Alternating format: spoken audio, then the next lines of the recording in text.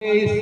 टिकरी की इस पवित्र धरा के श्री चरणों में नमन करते हुए, अभिनंदन करते हुए, हमारे वीर पुरुष, हमारे क्रांतिकारी, हमारे योद्धा, आदिवासी समाज के शंकर शाह, रघुनाथ शाह, हमारे वीर गुंडाधुर, टंटिया भील, बिरसा मुंडा, सिद्धू कानू,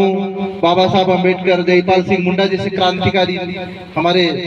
क्रांतिकारियों को नमन करते हुए यहाँ पे उपस्थित हमारी जनता जनार्दन के श्री चरणों में वंदन नमन करते हुए आज के इस कार्यक्रम में जो हमारे मुख्य साथी सबके नाम नहीं ले पाऊंगा, उसके लिए क्षमा प्रार्थी रहूंगा। इसमें शीतल टेकाम जी, इंद्रपाल मरकाम जी, दिनेश श्याम जी, राजेश सराटे जी, राम सिंह जायसवाल जी, रूप नारायण पोया जी, तिलक राज सिंह, राम प्रताप सिंह, डॉक्टर राज बहादुर सिंह मरकाम जी, संदीप द्विवेदी जी, भानु सिंह जी, गीता मांझी जी, संदीप शाह, सत्यवती सिंह, श्रीनिवास साकेत, महिपाल सिंह, डॉक्टर अरुण यादव, अमोल विके जी, इसका भी शानदार उनके लिए एक बार जोरदार ताली बजा दीजिए साथियों। हमारे कृष्णा भाई और अनुल विके जी के लिए, दिनेश सिंह सरोटे जी, कमलेश्वर सिंह खुशराम, भूपेंद्र सिंह ओयाम, जितेंद्र मरकाम, तेज बहादुर सिंह मरकाम, सूरजपाल पनिका, रविंद्र सिंह सिरोटिया, अभिषेक कुलाड़िया, छोटेलाल बिहार, बीरबल आर्मी, अशोक सिंह जी ओयाम, जितेंद्र जी, अंकित सिंह कटास और अंकित सिंह गिजवार, प्रदीप सिंह जी, अजंत सिंह जी, अशोक खुशराम, शिवनारायण सिंह, समस्त जयस परिवार, और हमारे प्रीतम बाथम जी जो ग्वालियर से आए हैं, गीता मांझी जी, अशोक नवेद जी सीधी से, राजमणि मांझी जी, संत को केवट जी, अमर सिंह नोटिया, सोहन वर्मा जी सतना से, पवन वर्मा जी, राजमणि केवट जी, हमारे रवि भाई, हमारे साथ उपस्थित जयस के समस्त साथीगण, इनके लिए एक बार जोरदार तालियां बजाइए साथियों। देखिए, सबसे पहले तो मैं कहना चाहता हूं कि आज का यह कार्यक्रम जयस मिशन युवा नेतृत्व 2023 के लिए युवा नेतृत्व तैयार करने के लिए, युवाओं को विधानसभा और लोकसभा में भेजने के लिए हमने समाज जोड़ो अभियान का नारा दिया था पिछले 20 अक्टूबर 2022 को।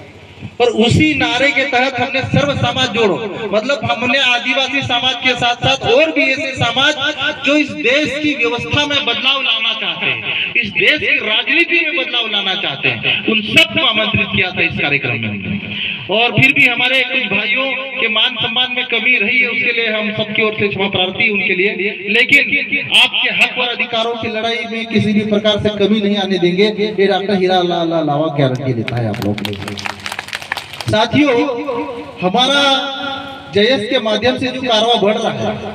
ये कारवा किसी राजनीतिक दल के खिलाफ या किसी नेता के खिलाफ नहीं है। ये कारवा इस देश की लोकतांत्रिक व्यवस्था को मजबूत करने के लिए, इस देश के गणतंत्र को मजबूत करने के लिए, इस देश के लोकतंत्र में हमारे गरीब मजदूर किसान की आस्था मजबूत हो, उसके लिए हम लोग ये कार्यक्रम आयोजित कर रहे हैं पखवाड़े के रूप में। और इस कार्यक्रम में हमने जयस के माध्यम से हर जाति, हर धर्म और हर समुदाय के लोगों के हक और अधिकारों की लड़ाई के लिए, चाहे हमको सरकार के खिलाफ लड़ना पड़े, चाहे प्रशासन के खिलाफ लड़ना पड़े, हम आप सबके साथ लड़ाई लड़ने के लिए, आप सबकी लड़ाई लड़ने के लिए ये संगठन आप लोगों के साथ तैयार खड़ा है मेरे भाइयों। साथियों, आज आप देख रहे हैं कि केंद्र सरकार हो चाहे राज्य सरकार, आज देश में हो क्या रहा, देश में हिंदू और मुसलमान के नाम पे दंगे कराए जा रहे हैं। आज आदिवासियों को उनके जल जंगल जमीन से उनको दूर किया जा रहा है। अनुसूचित जाति वर्ग के हमारे भाइयों को जब